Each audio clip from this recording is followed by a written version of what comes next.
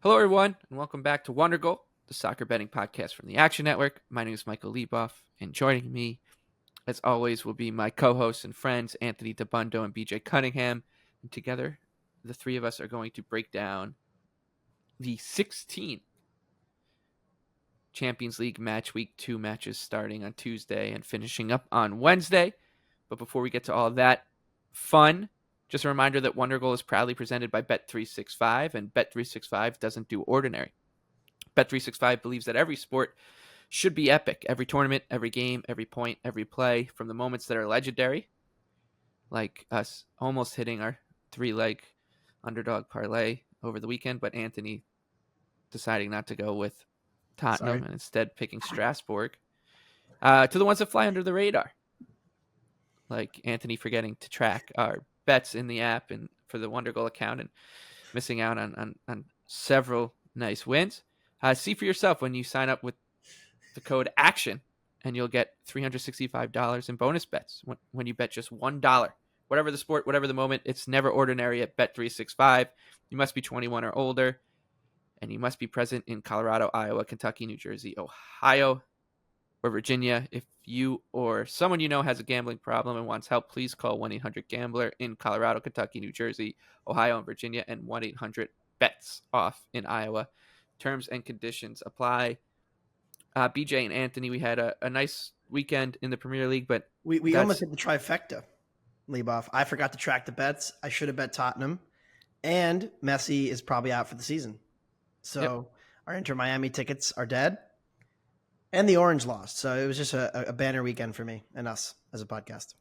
Well, we'll try to lift you up here with the Champions League. All that is in the past. We're not ones to pat ourselves on the back or lament our losses too much. We just look forward, and that means that we're looking forward to Tuesday when things get going. Once again in the Champions League, we'll start with Napoli hosting Real Madrid.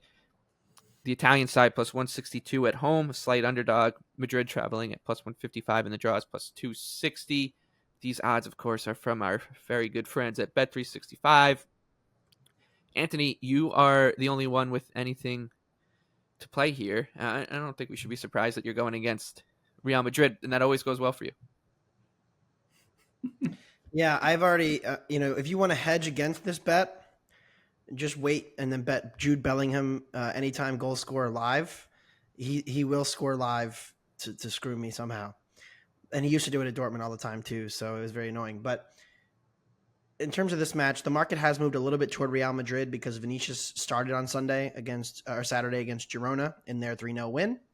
And he will presumably start in this match. And so, you do have to upgrade the Real Madrid attack, which really struggled to create chances without him and was relying on, the average finishing of Joselu and not a ton of shot production. They looked really bad in the derby, lost to Atleti. And I'm going to kind of ask a trivia question, and I'm going to, go further into this. How many wins do you think Real Madrid has in its last 23 Champions League matches away from the Bernabeu on the road? Wins. Last 23? 12. The answer is 7. It's actually a lot less than I thought. And it kind of gets at the point that as good as this Real side has been, especially the voodoo they've been able to create in the knockout stage and at home and in certain circumstances, they have not been great. We saw last year in the group stage, they got beat at Leipzig, for example. And I think this Napoli defense is extremely underrated. Dominant performance against Lecce over the weekend. Unfortunately scored in stoppage time to burn my under, but did hold Lecce under a half expected goal. And that's really been the story of the season. They sold their best defender to Bayern and have not, and got a new manager come in, and they have not fallen off defensively at all. And if you look at the shot numbers in Serie A, they're allowing 7 shots per match. And they played an okay schedule, not a great schedule, but like about a league average strength of schedule. And they're allowing 7 shots per match, which is actually less than Jose Mourinho's Roma. They're allowing the fewest shots on target per match, the 3rd longest average shot distance. This is an elite defense, and they don't really press a ton. And I think that actually could work in their favor here.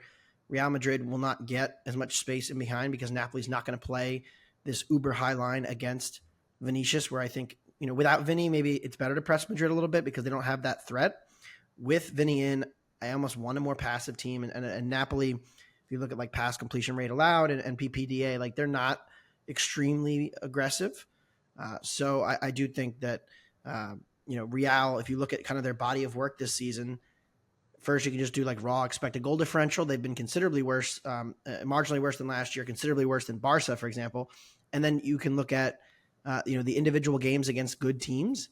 They've gone down in just about every match this season against a good side. And the Vigo match, they got a very fortunate VAR call that they kind of overturned what should have been a goal, conceded over 1 XG in that match. That's a pretty quality attack that I do rate. Sociedad scored early and should have scored again in that match. It ended 2-1 to Madrid, but again, Sociedad, really good. Atleti pretty much took it to Madrid. So I don't know that we've seen like a complete Madrid performance against a quality side outside of, I guess, maybe the Champions League. So they're going to have to prove it to me here. And I'm going to take Napoli, draw no bet at home, elite defense, Osimhen, whatever's happening behind the scenes, he's still playing and scoring goals. So I'm going to roll with the Italians. Yeah, I was thinking about a draw here, but I don't know. I'm just probably stay away. It does feel a little low scoring, and I think that Madrid doesn't need to press the issue here. They can go there, get a point, and feel pretty good about it. We'll stay in Italy though, BJ. We'll talk Inter and Benfica. Inter's odds on at home -125. Benfica +333, and the draw is +275. This is a Group D match. We talked before the Champions League started about how one of our kind of hypotheses here was to keep going against Benfica, or to go against Benfica and not get caught up in what they did in the past 2 seasons, as they've been rated a bit, lost their talisman in 2 transfer windows, and it worked. In match week 1 against Salzburg, they had basically a meltdown there against the young Austrian side, who cashed as a big underdog on the money line. BJ, I know what Anthony's going here, but I wanted to see what your thoughts here for Inter and Benfica were. Yeah, it's a pass for me. It's obviously a rematch of the quarterfinals from last season. And that first leg was actually quite interesting, the one that was at Benfica, where you could make the argument that Benfica was the better side for the whole first half, and then suddenly Barea scores a goal, and then the whole tide turns, and Inter puts another one in, and it's kind of all she wrote. And even in the second leg in Italy, if you look overall, expected goals was pretty even throughout both legs of that match. Benfica could put in a great performance against Porto on Friday, beat them 1-0, sort of controlled the match, dominated it. But the question is with Benfica, and I think you saw this against Salzburg, they obviously got the red card early, but Benfica is such a possession-dominant side in Portugal, and Inter is honestly a very passive and a team that plays well in transition, doesn't really need a lot of possession. So the worry here is that Benfica could get caught out if they control a lot of possession, and Inter could get them in transition. But, I only projected Inter at +104. Maybe I'm a little too low on Inter here, but it seems to be priced about right for me. So it's a pass for me. I'm sure Inter will win this like 3-0 and just rip Benfica apart. But, Benfica does still have a very solid squad. Even if they have lost some talent and they don't have a true striker up front, they're still a very good team. It's one of very few matches in match week 2 that you can talk about how what happened in the first game of the Champions League season kind of throws what Benfica has to do now into flux. When you lose to Salzburg as a big favorite at home, all of a sudden you're going to need to find 3 unexpected points from somewhere. So you wonder if that kind of plays into this one too a little bit, Anthony. Yeah, I mean, the way they play anyway, with the pressing and possessing of the Schmidt, kind of team, they're always going to be in that way. I will find this match to be very interesting tactically. Like BJ said, the first leg was at Benfica, which made it a little easier for Inter to just kind of sit off and let them have the ball. I think they're going to do the same thing in this matchup. But I think Inter's better this year in transition. And I think that's the difference. Like they shedding the old guys and getting Marcus Thuram in, who is such a good dribbler, such a good ball progressor, and then, a pretty good finisher in himself, makes a huge difference. They're also getting more production out of Lautaro Martinez, who's been just unreal. I mean, he's not going to finish at the rate that he has this year. He's got 9 goals from 4.5 expected goals, but he's putting up 0.76 xG per 90, which is considerably better than last year. So, I'm really, they rotated in the midweek, and they got caught by Sassuolo, and then, they kind of rotated a little bit more in the weekend, and Martinez came on at halftime. So they've been kind of managing his minutes. And so I think their eyes are all set on this fixture. I'm just lower than the market on Benfica at this point. And it was true last week, 2 weeks ago. It's true again. Defensively, yes, good showing against Porto. But again, like if you go back and watch how that red card came to be, how the penalty came to be, it came from them being really vulnerable in defensive transition against like a really young, fast team who kind of hit them quick. Inter's not young, but they certainly can do similar things with more talent than that Salzburg side had. So I am laying it with Inter here. All right, let's talk about that Salzburg side. Plus 180 at home, hosting Sociedad. Plus 155. The Basque side is coming over as so slight road favorite, and the draw is plus 230. I would like to get behind Sociedad here, BJ, and I know you're going to say when the prices are big on Salzburg, I think you go for it, and that already paid off. So I know it sounds, pretty biased, but I was on him beforehand. Excuse me, against Benfica, we all were fading Benfica anyways. But when the prices are like this, it just doesn't set up well for him. So your thoughts here? Yeah, I think it's actually a really good tactical matchup here for Sociedad because, listen, great win from Salzburg. Benfica got the red card early, and then obviously they went on and won the match. But what we always know with Red Bull teams is that they have an identity. They are going to play high intensity, high pressing, and they want to play and be deadly in transition. Well, good luck doing both of those things against Sociedad because they not only are they pretty much the most underrated team in La Liga, but they just put a beat down on Athletic Bilbao, who plays pretty much the exact same style, 4-4-2, high intense, high pressing, and looking to play in transition. Like literally the exact carbon copy of what they're about to play here in Salzburg. And Sociedad themselves will play at a 4-4-2. And their primary method of attack is they like to slow the pace down, slow progressions up the middle of the pitch, and they like to do deep circulations, which is essentially just moving the ball from side to side and looking to find areas where they can actually exploit it and get in the middle. Take Fuso Kubo has been in unreal form, scoring a ton of goals for them. I think they can play through this Salzburg press pretty easily, quite frankly. Like they are third in La Liga in offensive pass per defensive action. They're top 6 in build-up completion percentage.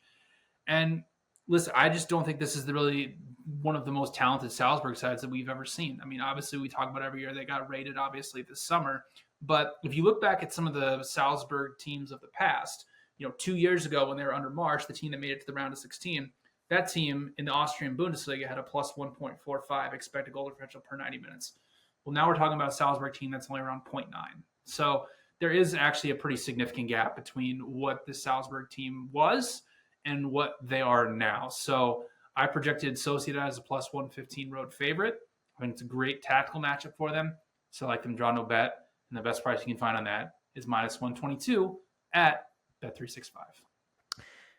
Yeah, and one interesting thing, Sociedad, they had a poor start to the season from a results perspective, and the underlying performances weren't great. They've aged a little better. Girona and Vigo are maybe better than we thought. They drew 1-1 with both of those teams, blew late leads. But they were not fully fit. They had some matches in there, the Palmas match especially, where they were not playing any of their best attackers. Sadiq had not been in yet. Marino was out. Oyarzabal was out. It was pretty much just Kubo or nothing.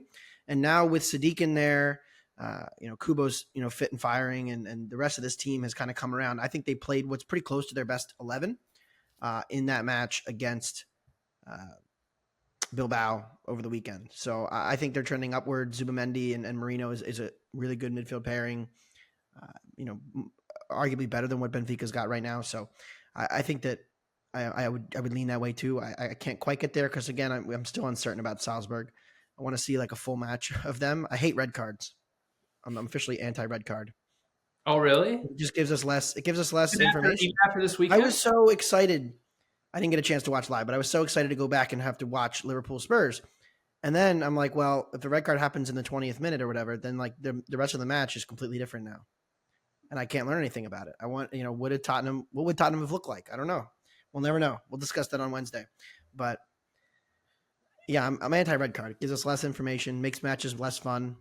So that's my official position for now. To check in next week. Just let people clang into one another. We'll quickly breeze through Arsenal and Lens. The French side is the French side is plus 425 at home. How many penalties will Arsenal get this time to mask their mediocre attacking numbers? Stop it. You got to be in the box to get a penalty, Anthony. What do you think, BJ? Anything here? Yeah, I mean, listen, Lens has had a very, very poor start to the season. They've lost a ton of matches in a row. They downed Strasbourg this weekend, but the underlying performances for Lens really have been bad. And, they got the draw with Sevilla in the opening match. And Arsenal, I mean, we'll see what type of squad they have. They did play a lot of the guys that were questionable coming into, and then they had a great performance against Bournemouth. So I do project a little bit of value on Arsenal, -1 at plus 105. So if you want to lay it with Arsenal, I'd wait and see what their lineup looks like for this Champions League match. I don't know if they're going to, with Saka and Rice questionable going into the Bournemouth match. I'm not so sure that they're going to play them again like 3 days later. So wait and see, but maybe some steam comes in on Lens before this one. But yeah, do project a little bit of value on Arsenal, who is just fine, by the way. And I know Anthony likes to tell everybody the sky is falling with Arsenal, but they're fine. Everything's fine. Yeah, they are fine, but they are just not as good. And the market continues to downgrade Arsenal. Yeah, and I continue to feel similarly. This would be an under or nothing for me. Arsenal's game control remains really solid. Defensively, they're still very good. The question is whether or not they create enough against what is still a decent Lens defense. I mean, Lens' biggest problem, first off, they've run bad from an expected goals allowed versus actual goals allowed perspective.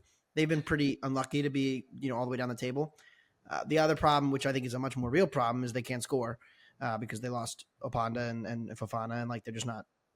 They didn't replace them. So it's hard to see how they score here. Difficult away match for Arsenal in the Champions League. Could be a slow match, kind of methodical in a way from the Gunners. I see them as, we're going to get ahead and then we're just going to sit on the ball in very Arteta-esque style. So yeah, it's under or nothing here for me. PSV and Sevilla, BJ. PSV -110. Their odds on at home. Sevilla traveling as plus 280 underdogs, and the draw is plus 260. You're the only one with anything here. Yeah, I mean, why not just fade Sevilla week in and week out again? Sevilla's defense continues to just be unbelievably horrible. They look decent sometimes in attack. Getting the ball in this area on crosses has been working for them. They've scored some low-quality chances, specifically against Almeria from outside the box. But this PSV attack, I mean, we didn't really see it much against Arsenal because Arsenal controlled that match, but we talked about it in the preview pod, the pieces they have with Lang, with Irving Lozano, Ricardo Pepi, Bakayoko. This attack can give Sevilla a lot of problems. And this is also a PSV team that has just been housing teams in the Eredivisie, gearing up for a match like this, while Sevilla just continues to leak goals. They've conceded over one expected goal in every single match that they have played so far this season. So projected PSV as a pretty substantial favorite here. So getting them at even money, I think, is a very, very cheap price, and a PSV team that's desperate as well because they lost their opening match to Arsenal. Finally, a party. United -225 at home against Galatasaray plus 600. The draw is plus 350. Baited United over the weekend. Worked out wonderfully. Roy Hodgson just doesn't lose at Old Trafford. No. In fact, all he does is win at the Theater of Dreams. So that was a wonderful, wonderful hit. And the reason I'm bringing it up is, if you're comparing Crystal Palace to Galatasaray, Palace is probably the neutral field favorite by a little bit.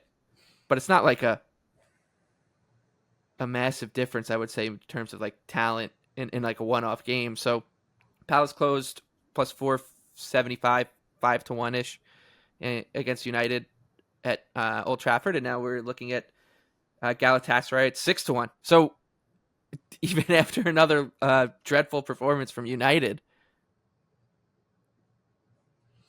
nothing too shocking in the market, I would say, which is a little strange. I'm on the money line here with Galatasaray. Shouldn't be a surprise. It's a pretty easy argument to make. It's one that I've made a bunch of times this season. I will be backing United when they're big underdogs because obviously the upside is still significant with this team, but the floor is just so low with the way they're going right now. They could lose to anybody at any venue in the competitions they're playing in, and until they get all that sorted out, it's anytime that they're going to be serving up numbers like this, I'll be in on it. And as disappointing as a draw against Copenhagen was at home for the Turkish side, like it was just they couldn't score. That game should have been over in like 15 minutes, but of course it wasn't. Anthony, what are your thoughts here? Yeah, I mean, they played a great first half-ish, 30 minutes against Copenhagen. Overall, like you just pull up like advanced box score from that match.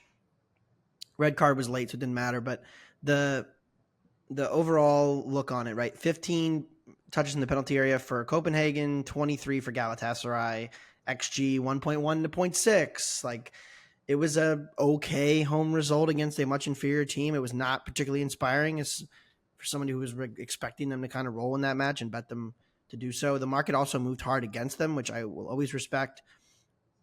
So what does that mean for this? I lean clearly toward Galatasaray. There's a reason we all bet them to advance from this group.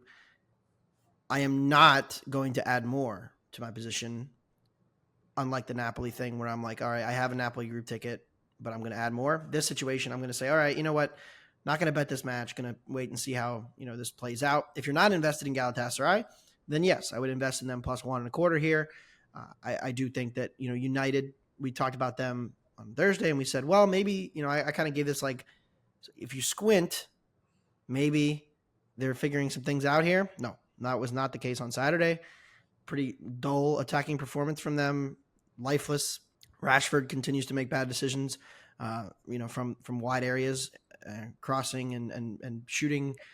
And Højlund has not really popped thus far. So, as much as I think the midfield could improve, they're playing Amrabat out of position. They're still dealing with all these injuries. They're just not a very good team at the moment. Yep, they're not a very good team at the moment, and yet they really are minus 225. And yet we can't get BJ to. I take no pleasure in reporting this. United is overrated, or was overrated coming into the season, perhaps. Yeah. Perhaps. And all we hear is BJ talk about how he loves to bet against this team, and we couldn't get him in on Palace with this. It's true. And we can't get him in. We can't get him in on Galatasaray here either. I was too scared to bet the money line. Whoa! I'll be in on them. I just like there's something I like just a little bit more. I love the over here because I think we need to highlight some of the things that could go wrong for Galatasaray in this match. Anthony mentioned that match against Copenhagen. Copenhagen forced 16 high turnovers. That was the most of anybody in the first match week or match day in the Champions League.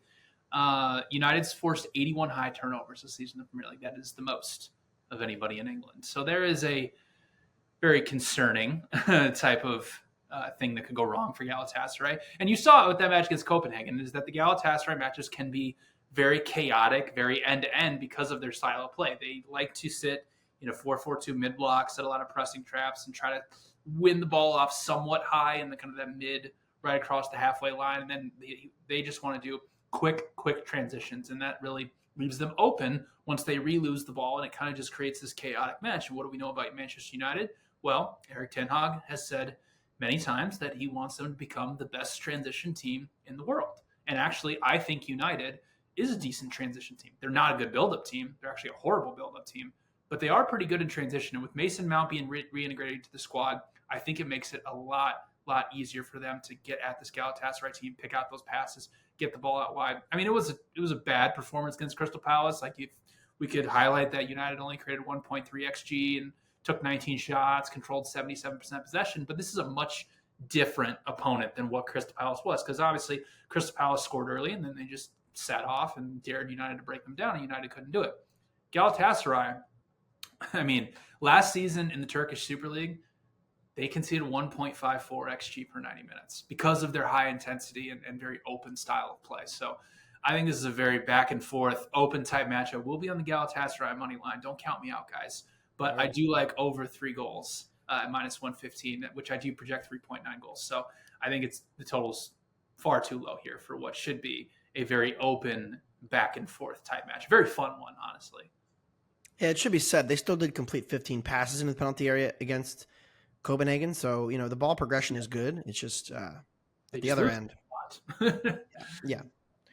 Copenhagen's 69% pass completion rate against Galatasaray 2, which is the second lowest of any team in the first match day. Yeah, and Lisandro Martinez is going to be out for a very extended period of time. So there's your best build-up center back to build out of the back. He hasn't been this year.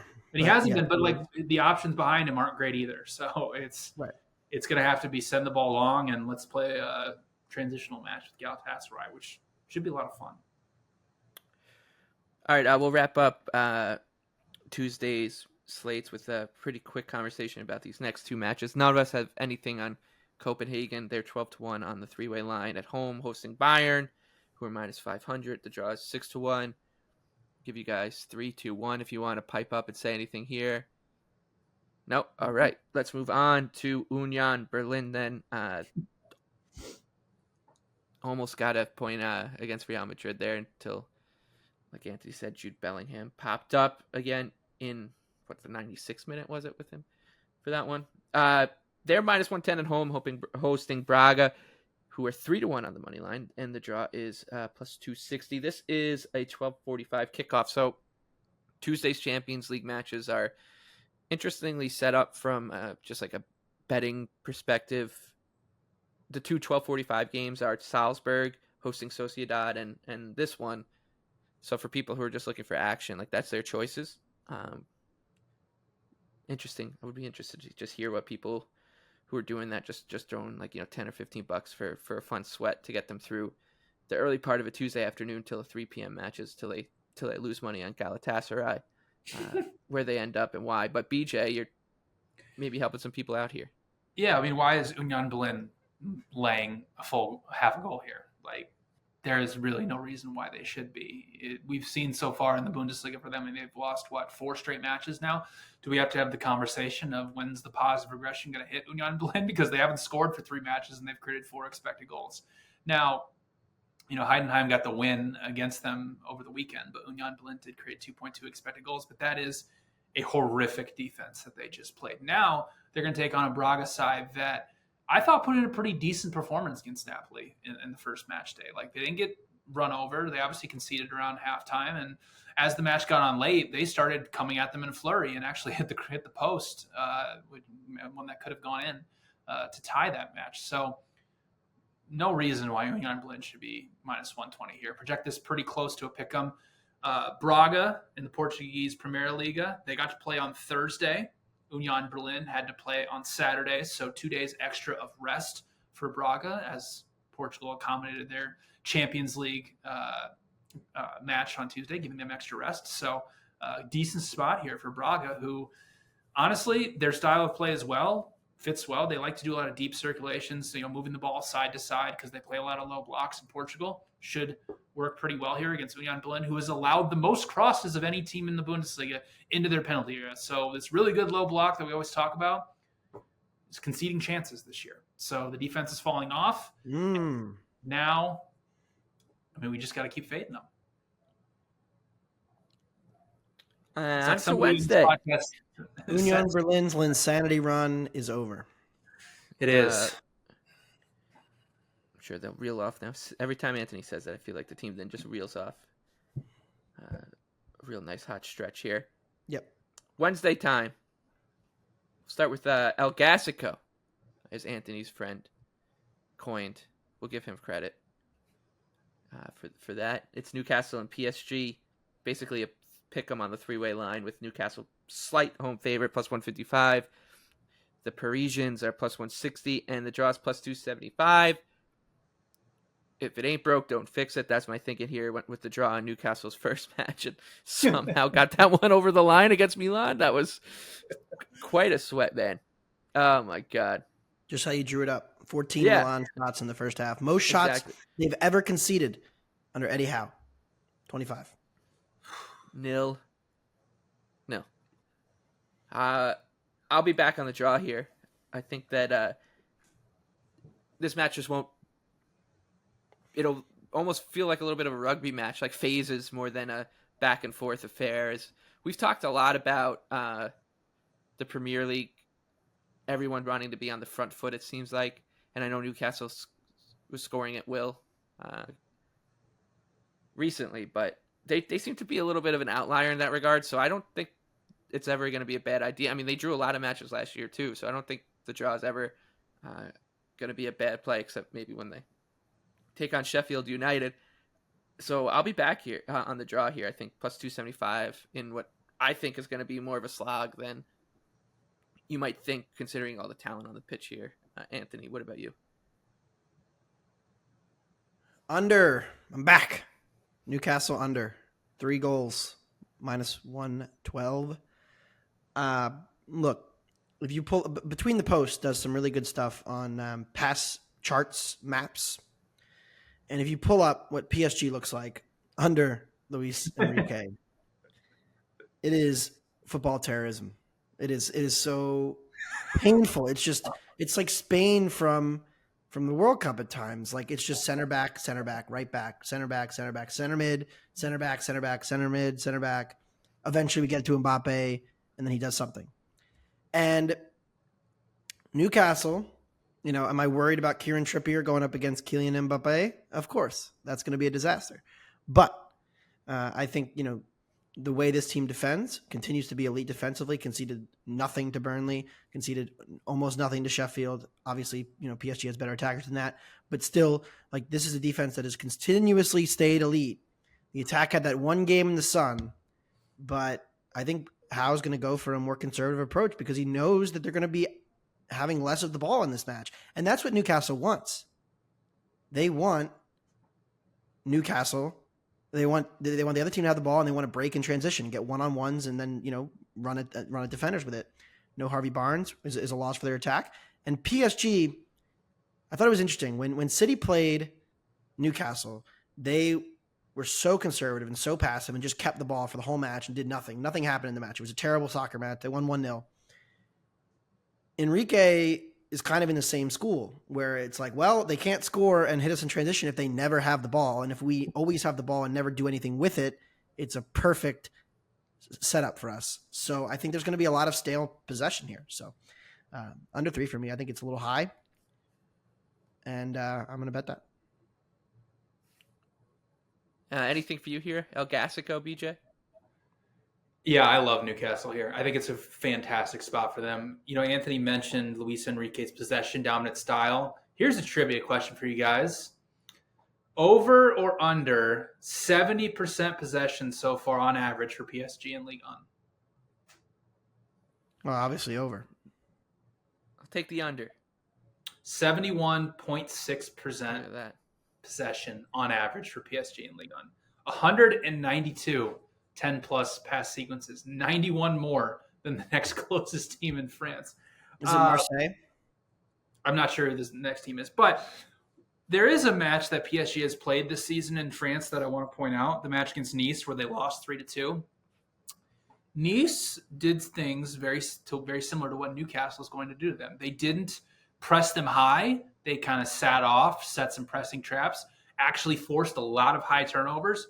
One of them eventually led to a goal. And then they killed PSG multiple times in transition and scored 2 goals off of it. Newcastle is going to take it to even a much larger level because they are one of the most physical teams to try to build out through in the entire world. So, PSG is obviously going to try to build out of the back. They're not going to send the ball long and get mixed up in a transition match with Newcastle. Like Anthony said, I'm sure they're going to try to slow the pace down. But this isn't in Paris. This is at St. James Park where Newcastle is amazing. I mean, they have a plus 1.47 expected goal differential per 90 minutes in the Premier League since the start of last season. Now, the other thing about PSG under Enrique is things have kind of changed from what they were in the past. If you remember in the Champions League in the past, PSG would get to this part when they'd face a team that could control possession. Now, not necessarily Newcastle, but they would sit off. They wouldn't press because obviously they had Mbappe, Messi, and Neymar who really wouldn't do much defensive work. Well, now PSG is pressing high. They're trying to win the ball back because of the front three that they have, the guys that do more defensive work. They have a pass per defensive action of 8 right now. Last season under Galtier, it was at 11. So that just shows how much more intense PSG is with their pressing. If they try to do that with Newcastle, that's going to play right into their hands because Newcastle is just going to play a bunch of long balls, a bunch of over the top to Ishak, Almiron, and all of their attackers, and just make this a up and down transitional type match. So really, the pace of this match is going to be very, very interesting because Newcastle obviously wants it to be high and fast, while PSG wants it to be slow. And yes, Kieran Trippier going against Mbappe is going to be a nightmare. It's going to be terrible. But Newcastle can do things with their pressing traps to cause a lot of problems for PSG, similar to what Nice did to them. So I like Newcastle draw no bet at minus 120 here. I actually projected Newcastle around an even money favorite. I think that the market is far too low on them. I think it's far too high on PSG, who's honestly not been in that great of form in Ligue 1 anyway. I know they played a dominant match over against Dortmund in the first Champions League, but Dortmund, what we've talked about, is a very, very overrated team at this point. So Newcastle draw no bet at minus 120 for me. All right, on to that overrated Dortmund side. Plus 145, hosting Milan. 10-man Dortmund, by the way, scoring in stoppage time on Friday to burn the under. I hate red cards. We'll see if we can end this match with 22 players on the field for you, Anthony. Milan's plus 180 and the draw's plus 280. Not too interesting from a branding perspective here. What are your thoughts, though, Anthony? I will have the preview for this match where I will have a bet. Probably going to be diving into props because this match, from a side and total perspective, looks about right to me. Milan is the better team. Dortmund gets their home field advantage. Milan is not going to take a ton of chances in possession here. They're going to be extremely passive, and they've shown some real quality defending. So, I don't think this is going to be similar to what Milan just did to Newcastle, where Milan actually let Newcastle have some of the ball and then crushed them in transition and dominated those areas. So I would lean toward the under if you had to bet a total here, just because I do think Milan is passive and Dortmund's attack continues to be quite average. They're not getting good shot volume at all. Füllkrug scores, their first big chance. They get a penalty against a pretty bad Hoffenheim defense. But again, they've created a ton of chances. If you just pull up the XG table in Germany, but they have played such a weak schedule that their numbers are all inflated across the board right now. And I think that there's some flaws there. So yeah, under or nothing from the total perspective. I'm going to be diving into props and kind of breaking this down more tactically in the app and on the website. Should be up on Tuesday. All right, we'll look forward to that. And we'll also look forward to Atletico Madrid hosting Feyenoord. All the best. Look boy. out. This is a podcast derby. Look out. Diego Simeone's side, Anthony, looks like it's catching some defensive form in La Liga. Nobody's doing anything against them. I think under 1 XG in 3 straight matches, including a win against top of the table Real Madrid. They're minus 150. Doing a bit. Heck of a comeback against Cadiz. They gave up 2 goals to the worst team in the league today. But they have heart. That was all luck box stuff. I literally stuff. thought you were doing a bit. That was all luck box stuff. It was. What was it? 0.72 XG for Cadiz. Yeah. It's just this, and guess what? They still won because that's what Simeone sides do. They're minus 150 hosting your boys, the Nord, who are 4-1 on the money line. And you're gonna obviously go against Simeone here because you just don't rate the guy. So it's becoming personal between you and Los Colchoneros, the mattress makers. Yeah, so no Santi Jimenez for Feyenoord, which BJ can't wait to tell you because they have no chance without him. He's important. He is important, and he's very good. Feyenoord just won at Ajax, destroyed them. Who scored? He scored twice. Yes. You have to go look up what happened in that match because they couldn't finish it the day they started it. That's all I'll say. Oh, Very dramatic, very upset for some gamblers. But the as far as this match goes, I actually think this number's about right here. So Atleti opened around minus 175, 180. And I would have loved to have grabbed, Feyenoord +1 around minus 110, which you could have gotten. Now Atleti's down to like minus 160, 165, and you got to start laying juice on the +1. And so with Jimenez out and this not being necessarily great without him, I still lean toward Feyenoord. I'm going to hope that we get more money on Atleti and I can get a better price, though, because I'm not going to lay big juice for the +1 here on the road. But Feyenoord to advance tickets are looking good so far. Atleti, the Champions League version that we saw against Lazio, was old school textbook Atleti, and I do wonder if their defense has fallen off, and so that has hurt their approach in La Liga because they've had to be more open because they've conceded more goals in like a week-to-week league setting. But again, and I said this last time too, like the Champions League seems different to me, and they certainly played that way against Lazio, and ultimately should have kept a clean sheet if not for some crazy heroics. Okay, so it sounds like Anthony's changing his tune on Atleti. He will be joining us on no chance. Some futures by the time we get to the round of 16. No chance. The defense is not good enough anymore. He'll be telling you how there's value on them at 20 to 1 to win the Champions League. It's funny. So Michael, you think we should invest in Tottenham title futures after this weekend? I was wondering if you had any input on that. Yeah, right.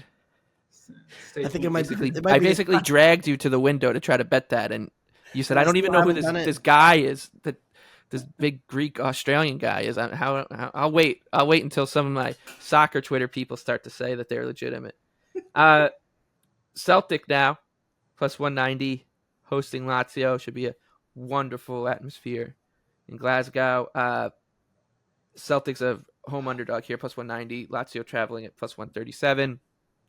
Like Anthony alluded to, got a snatch a grab point at home against Simeone's boys, and the draw is +250. I got nothing here. Just can't do it anymore. I already can't do it anymore. So I'll be passing, and it seems like all of us will be. BJ, any thoughts? I'd lead under here if I were to play anything, but Celtic is dealing with some injuries. Cameron Carter-Vickers is probably going to miss this match, so that's their best defender, and that's a huge loss. Lazio has been in awful form for quite a while now. They've beaten Torino, but outside of that, they've been very, very poor.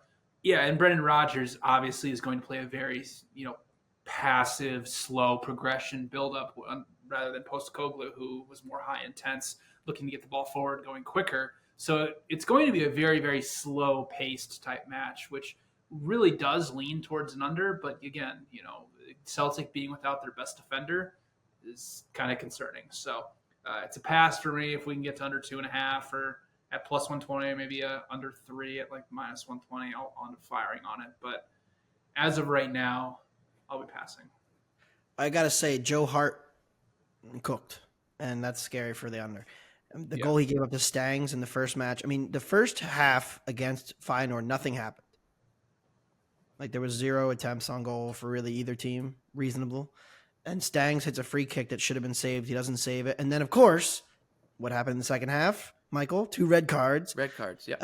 And a penalty, and then a miss. And so it kind of got out of control. But, Celtic's defense was okay, I thought, against Feyenoord. But again, that was Feyenoord without their 2 best attackers, too. So, I don't want to read too much into that. But this would be Celtic or nothing for me. Lazio is a road favorite here, overvalued as hell. But again, the injuries and the goalie situation just scare the shit out of me in backing them. And we've seen this song and dance so many times now with these Scottish teams. They never actually get results except for that one Rangers run. So probably a pass. They'll still get my heart though. I'll still buy in every single right when the draw was announced. Yeah. I said Celtic to advance, just right off the bat. But all three of us with something on this match coming up. It's when I say what match it is, you'll probably know where we're going. One of the teams of the podcast, RB Leipzig at home against Manchester City. What a result they got this weekend. Oh boy.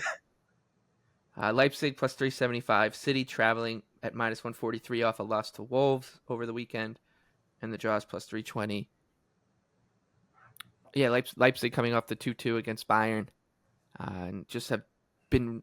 It feels like a really easy match to kind of set up. This Leipzig team is just fantastic. Like, they're very, very good, and yeah, they're hosting the best team in the world, but at home they just should not be this high against anybody. Like, this is a great number on Leipzig, so I'll be on the money line. Pretty simple one to handicap for me, Anthony. Okay, so there's a few things. One, Leipzig has a really interesting statistical profile this year because they have finished at the rate that is preposterously good. Every chance goes in for them right now. That's what happens when you have Timo Werner on your side. Yeah, I mean, well, they haven't been playing him. He comes in. He actually came in off the bench and scored. So even when they sub him in, he's been producing. But no, I mean, Opanda and Powell, like, they have so many different options that they can do, and that's what I like about this team. Whether it's Paulsen, Opanda, Olmo, Xavi, like Sesko, like, there are so many different players that can fit together and make it work. It was interesting that, the market at the same time that Leipzig was getting steamed against Saturday, because that line actually closed like minus 125, 130 Bayern on the money line. The market was moving against City here because of what happened on Saturday. Now, City was a little bit lackluster in attack. The defense stuff I thought was just like, we don't have Rodri and now we're playing Calvin Phillips. And that's just like a big difference in defensive midfield. BJ bet on Manchester City and they lost for the fifth time all season, which was really funny. And I never actually bet the Wolves team total over, which was also really funny. But hilarious weekend. But the reality of this match is that, like, if you watch the first half of what Leipzig did to Bayern, pressing in their 4-3-3, taking away all of the space in the middle and forcing everything out wide, City in the past, would be perfectly fine with that because they had one of the best, crossing fullbacks in the world. Now they're not as dominant out wide. They're much more centrally because Foden and Alvarez kind of occupy those central spaces more so than, their traditional wingers would. And Grealish has been kind of in and out. Doku's kind of the one difference maker here. But again, in that system, I think that, City could struggle in the, early on. And I expect Pep to tweak and, figure some things out. We're going to need at least 1 or 2 goals to get a result here. But, you can go back to the Champions League round of 16 when these two sides met. First leg, City closed minus 115. That was in February. I think both teams are probably power rated higher now than they were then. So I can't get to the difference in the minus 145. So Leipzig plus a half. It's going to be great. I mean, if they get this result here, that's 2 for 2 on the toughest stretch in world football. Who do they have this weekend? That's the question. 2 seconds. Hopefully it's like Heidenheim or Bochum or something, and we can just go against them. I feel like I remember it. Hang on. I literally looked at this yesterday because I was curious. It's Bochum. Perfect. Bochum at home though, probably, right? It's Leipzig is at home in that match. Yeah, that's yeah. tough. We'll be on Bochum. Don't worry about it. We'll figure it out how to back. It's really bad defensively for Bochum right now. BJ, come on. Yeah, no, I actually like the under a lot more here. Under 3 at even money. We did the same thing last time. I know I did. We all said under. I think you took Leipzig plus 1.5 at City, and I took the under. Yeah. And I was actually in the Action Network office and got some people to bet it. Yeah. And it was 7-0. Yeah, but that was a banner day for my clout in the office as a respected soccer capper. That was also the second leg, Anthony. What happened in the first leg? It was actually a very, very conservative approach from both teams. And City did obviously score. I believe it was around the 27th minute, I think it was. Mahrez scored. And City just kind of controlled the ball. They didn't really take any more chances after that. Leipzig, obviously, like you mentioned, they are a team that wants to dominate the middle of the pitch, and so does City. So it's going to be very, very interesting. I don't see, here's the thing, is Leipzig knew what they could do to Bayern because they did it earlier this season to them. They knew that they could go out and press them. I'm not so sure that Marco Rose is going to have the same approach and come out and just start trying to press City. I think that's a very dangerous game to play, which will create a very open style match, which, yes, does favor Leipzig, but also it doesn't at the same time. So City, I think, Pep's going to want more game control after what he's been seeing the last few matches about how they keep getting beat in transition. So I do like under 3 goals. That first leg, only 2 expected goals total were created across both teams. It was very kind of a snoozy 1-1 draw.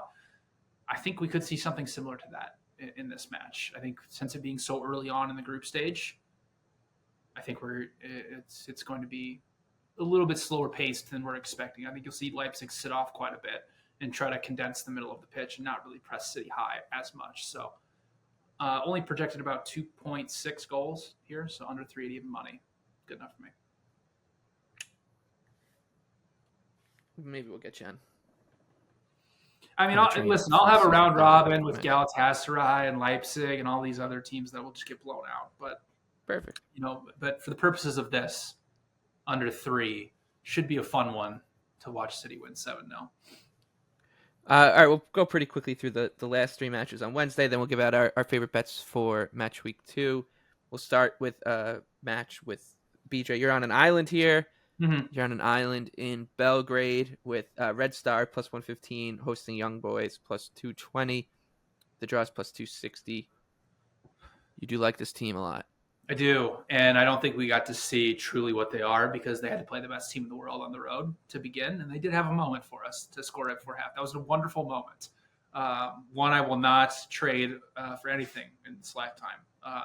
But Belgrade's a team that obviously in the Serbian league controls a lot of possession. They're very, very good at doing that. They're very, very good at counter-pressing teams that are worse than them, which I think that this Young Boys team, you can make an argument, is the worst team in this competition. If you look at their number through Switzerland, they were only around a +0.5 XG differential per 90 minutes, when obviously I mentioned, 17,000 times that Belgrade was a +1.26 expected goal differential per 90 minutes in the Serbian league. Both of those teams by UEFA coefficients or total league transfer value are pretty even when you compare them. So I think there's a pretty significant gap here for Belgrade. I think you're going to see a much different style play from them, one that's caused them to have so much success domestically. So plus 115 is too cheap for me. Okay. So you're there on your own. Nothing for any of us really with Porto and Barcelona. Porto 3-1 at home. Barcelona odds on -118 on the road. The draw is plus 275. I'm kind of tempted by Barcelona, but ultimately think I'm going to pass here. Anthony, any thoughts? Not particularly. Barca continues to put up elite numbers. I think they're kind of figuring things out. They started a little slow, tweaking the system, getting Cancelo in there, and getting Gundogan in, figuring out what the fit is for their talent. And there are some questions. Defensive midfield, Frankie de Jong goes out with an injury. He's going to miss time, and he's going to be out here.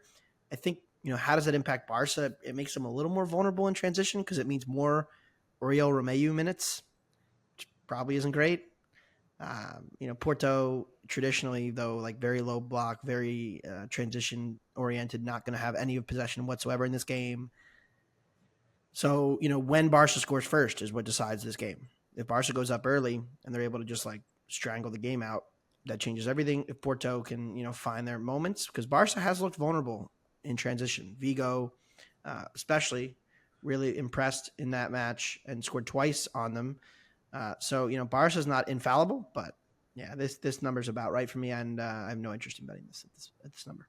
If it got to even money, I would take Barca. And lastly, Royal Antwerp is odds on at home against Shakhtar. Antwerp -125, Shakhtar +350, and the draws +275. Anything? I want to bet Shakhtar so bad here. Yeah, This is so inflated on Antwerp, but both of Shakhtar's usual starting center backs are out. So that makes things a lot more challenging going on the road to Belgium. But this Antwerp team, along with Young Boys, is them two are probably the two worst teams in this entire competition. So laying minus 137 against a proven Champions League squad is it's a lot to say the least. So Yeah, it would be Shakhtar, nothing here again for me as well.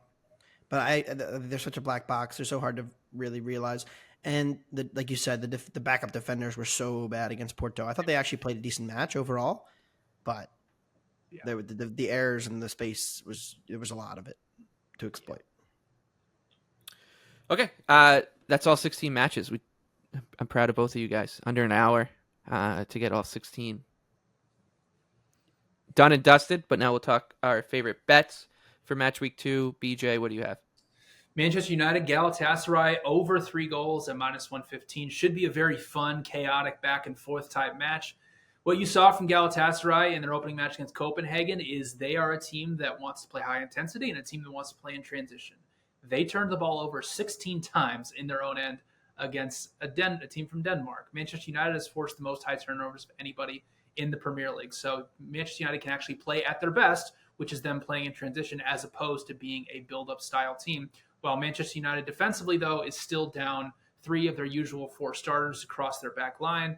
Galatasaray has a ton of talented attacking players and a team that really wants to do quick transition attacks, play guys off their back line, and they create a lot of chances that way. A team that creates north of 2 expected goals in the Turkish Super League, and a team that can really put the ball in the back of the net against the Red Devils. So should be a very fun, chaotic, back and forth type match. So I like over 3 goals at minus 115. All right, I'll stay in that match. I like Galatasaray on the money line, 6-1. You just got to keep going against this United side, and especially when you're getting a good number on a team that is pretty good. We're all pretty high on for this Champions League season. United closed as a longer price against Crystal Palace over the weekend. Palace closed plus 475-ish at Old Trafford. Palace won 1-0, and I don't really think there's that much of a difference between the Eagles and Galatasaray. These are 2 solid teams. So getting 6-1 just a few days after that performance feels quite generous. So I will take a shot here on the team from Turkey. Anthony, what do you have? Yeah, I'm going to go with Napoli draw no bet at home against Real Madrid. Right around even money. I think even with Vinicius Jr. back, this Real Madrid defense, potentially without Alaba and no Militao, like they're down to just Rudiger and Nacho as the 2 center backs, and no Alaba is a pretty significant loss for them going up against Osimhen. And this Napoli side continues to be extremely elite defensively, the best in Serie A, even better than Roma because of shot stopping as well with Murray. So I think that this is a good spot to go against Madrid, where, in fact, despite their Champions League plot armor, they have just 7 away wins in their last 23. And I think that's kind of instructive in the fact that, like, this has still been a flawed team, even though they've always seemed to get that moment when they need it. Hasn't always come in the group stage, though. So Napoli, draw, no bet at home. I think these teams are close to even in true talent. There we go. Another episode of Wondergoal is in the books. We will be back, of course, on Thursday morning to preview the upcoming Premier League and European slate. Things continue to get interesting in the Premier League. Wild weekend that just concluded, so be sure to check out that. Be sure to check out all our other Action Network podcasts. I will also Stump for Line Change, our NHL betting podcast. The NHL season starts a week from Tuesday, so be sure to check out our preview episodes, etc. And then, of course, like, subscribe, rate, review, Wondergoal, and everything else. 5 stars, please, would be very nice. And thank you to our producer, Noah. Thank you to you, dear listener, for listening. Good luck with all your bets. BJ, Anthony, I will see you guys again Thursday.